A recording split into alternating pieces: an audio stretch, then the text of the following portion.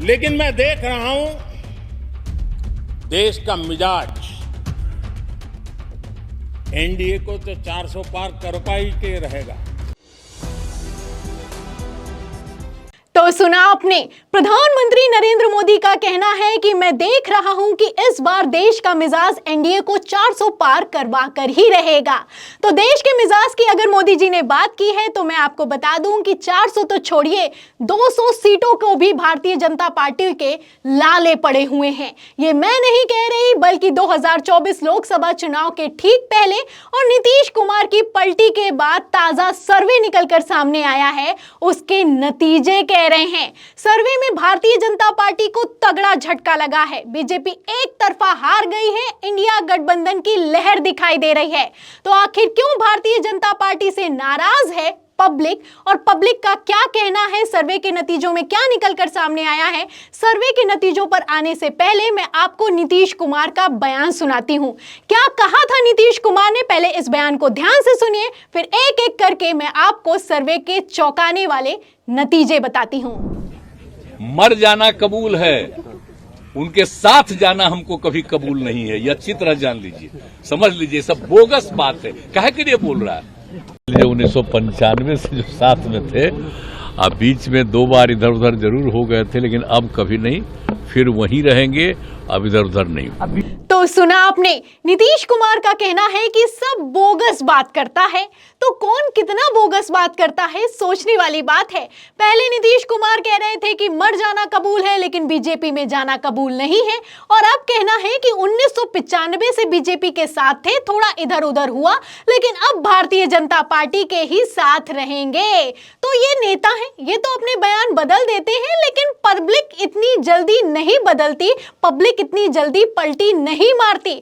Public है, सब जानती है, सब देख रही है कि किस तरीके से ये नेता कुर्सी के लिए किसी भी हद तक जा सकते हैं। ये वही पब्लिक है जो कि चुनावों में वोट करती है, ये वही पब्लिक है जो कि सर्वे में भी वोट करती है। और अब सर्वे के नतीजे बता रहे हैं कि नीतीश कुमार को एनडीए में शामिल करके भारतीय जनता पार्टी का भारी नुकसान होने वाला है। तो क्या कह रहा है सबसे ताजा सर्वे? आप सर्वे देखिए, ये सी वोटर का सर्वे है, नीतीश कुमार की पलटी मारने के बाद का सर्वे है, और 2024 लोकसभा चुनाव के ठीक पहले का सर्वे है। तो अगर सर्वे के नतीजों की बात करें तो एनडीए को अब 2019 लोकसभा चुनाव में बिहार में सीटें मिलेंगी 32। तो जो 2019 में 39 मिली थी, अब वो घटकर हो गई है 32। यानी कि अगर आज चुनाव हो जाएगा तो भारतीय जनता पार्टी वाली एनडीए को सीधे सीधे 7 सीटों का नुकसान होता हुआ नजर आ रहा है।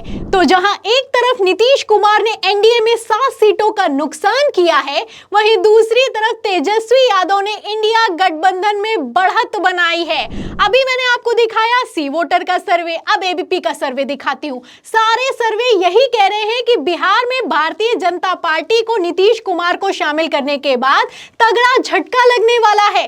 तेजस्वी यादव को लेकर जब सवाल किया गया एबीपी सी वोटर सर्वे में, तो देखिए क्या नतीजे निकलकर सामने आए हैं। सवाल सुनिए, इसमें लिखा है कि क्या तेजस्वी बिहार में कांग्रेस के साथ मिलकर बीजेपी से मुकाबला कर पाएंगे? तो इसमें 52% पब्लिक कहती है कि हां कर पाएंगे, वहीं 36% कहते हैं नहीं। तो 52% 50% से ज्यादा पब्लिक को ऐसा भरोसा है कि तेजस्वी यादव अब भारतीय जनता पार्टी का मुकाबला 2024 लोकसभा चुनाव में कर पाएंगे। और वहीं दूसरी तरफ जहां नीतीश कुमार कह रहे हैं कि वो विकास के लिए एनडीए गठबंधन में चले गए हैं, विकास नहीं हो पा रहा था जब तक इंडिया गठबंधन में शामिल हैं, इसीलिए विकास की गंगा बहाने के लिए सीएम नीतीश कुमार ने पलटी मारी है। अब कहने को तो कुछ भी कहा जा सकता है, लेकिन पब्लिक तो सब कुछ समझती है कि क्यों गए हैं और क्या वजह है।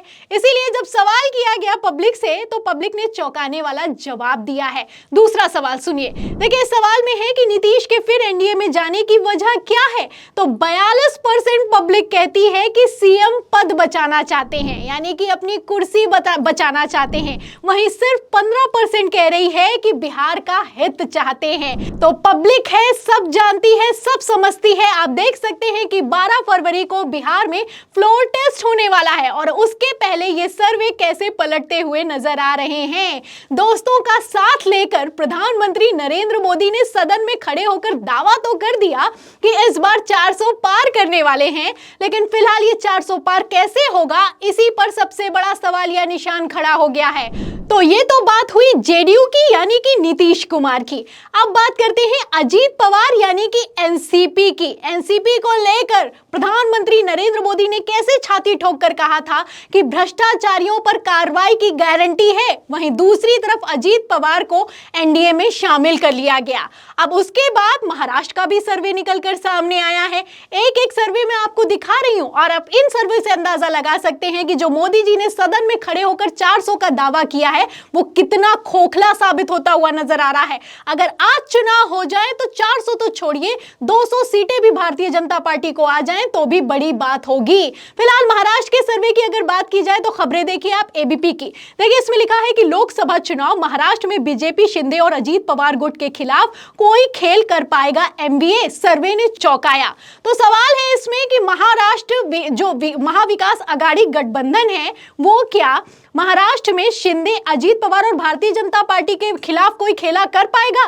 तो हाँ, खेला कर पाएगा और सर्वे के नतीजे कह रहे हैं कि खेला हो सकता है। तो फिलहाल सर्वे के नतीजों की अगर बात करी जाए तो महाराष्ट्र में लोकसभा सीटें होती हैं टोटल 48 और अगर आज चुनाव हो जाए तो टाइम्स नाउ मेटराइज का सर्वे कह रहा है कि बीजेपी को 16 सीटें मिलने वाली हैं, महाविकास आघाड़ी को 14 मिलने वाली हैं और कांग्रेस अकेले अपने दम पर 12 सीटें लाने वाली है। तो यहां पर भी भारतीय जनता पार्टी को नुकसान हो रहा है क्योंकि 2019 के चुनाव में बीजेपी को 23 सीटें आई थी और अब 23 से 16 पर आकर अटक गए हैं। तो बीजेपी महाराष्ट्र में भी पीछे है, बिहार में भी पीछे है। और अब बात कर लेते हैं टीडीपी की। कहा जा रहा है ना, खबरें चला रहा है गोदी मीडिया की दोस्तों का साथ मिल गया है और अब 400 पार होने वाला है।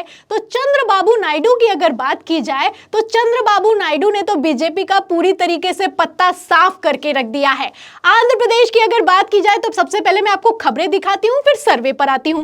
खबर आप देखिए आज तक की। देखिए इसमें लिखा है कि पूर्व सीएम चंद्रबाबू नायडू आज तड़के गिरफ्तार, करप्शन केस में आंध्र प्रदेश सीआईडी का बड़ा एक्शन। तो अभी बड़ा एक्शन हुआ, अभी एक महीना भी नहीं बीता, बड़ा एक्शन हुआ। सुबह सुबह चंद्रबाबू नायडू को गिरफ्तार कर लिया गया। तब तो भ्रष्टाचारी थे, इन्होंने बेईमानी की है, चीटिंग की है, धांधली की है।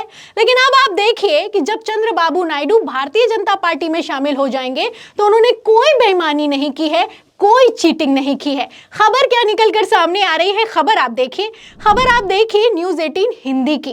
देखिए इसमें लिखा हुआ है कि एनडीए का कुनबा होगा और मजबूत, आंध्र प्रदेश में बीजेपी टीडीपी फिर आएंगे साथ, चंद्रबाबू नायडू ने अमित शाह से की मुलाकात। तो अब मुलाकात की जा रही है। पहले तड़के गिरफ्तारी हुई थी, सीआईडी ने रेड मारी थी और अब आप देखिए कि मुलाकात की जा रही है और जल्द ही चंद्रबाबू नायडू एनडीए में शामिल हो सकते हैं। तो फिलहाल एनडीए में शामिल तो हो जाएंगे, लेकिन दक्षिण में फिर भी भारतीय जनता पार्टी की नैया पार होती हुई दिखाई नहीं दे रही है। क्योंकि अगर दक्षिण भारत के राज्यों की बात की जाए तो मूड ऑफ नेशन का सर्वे अपने आप में चौंकाने वाले नतीजे निकालकर सामने लाता है। अगर नतीजों की बात की जाए तो देखिए दक्षिण में कौन सी पार्टी को कितनी सीटें मिलेंगी। अगर दक्षिण की बात की जाए तो यहां पर टोटल सीटें होती हैं 132।